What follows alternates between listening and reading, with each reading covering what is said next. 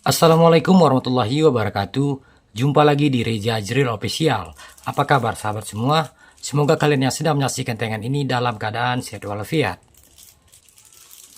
Sebelum lanjut, sedikit kita sampaikan buat sahabat semua, video ini dibuat berdasarkan pengalaman pribadi.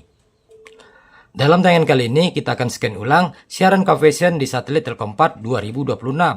Scan ulang bertujuan untuk mengupdate siaran serta mencari siaran yang hilang. Namun sebelum lanjut, pastikan parabola dan receiver sudah tersambung dengan baik. Dan langsung saja kita akan contohkan ya. Sahabat dapat menekan tombol menu pada remote. Di sini saya menggunakan receiver Optus 66AD, sama seperti Garnier ataupun LG SAT. Maka akan ada tampil tampilan instalasi seperti ini. Di sini ada pengaturan antena.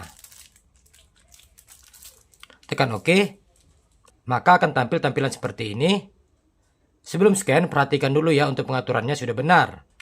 Untuk Telkompat ataupun Kavation C-band, biasanya menggunakan Kavation C ataupun Telkompat ya. Pada bar kuning ini, sahabat dapat menekan tombol kanan atau kiri di remote ataupun tombol volume ya. Dan pilih satelitnya, Kavation C ataupun Telkompat.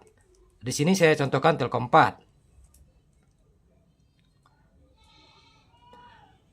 Selanjutnya pastikan ya untuk pengaturan antenanya, daya LNB on, frekuensi LNB 5150.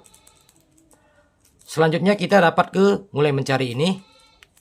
Kembali tekan tombol kanan atau kiri di remote ya.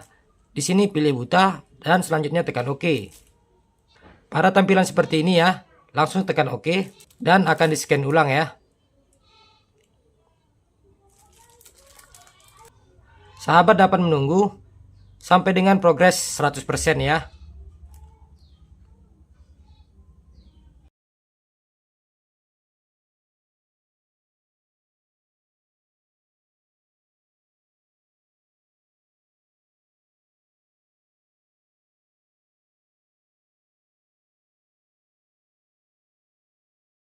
Setelah progres 100%, apakah kamu ingin menyimpan?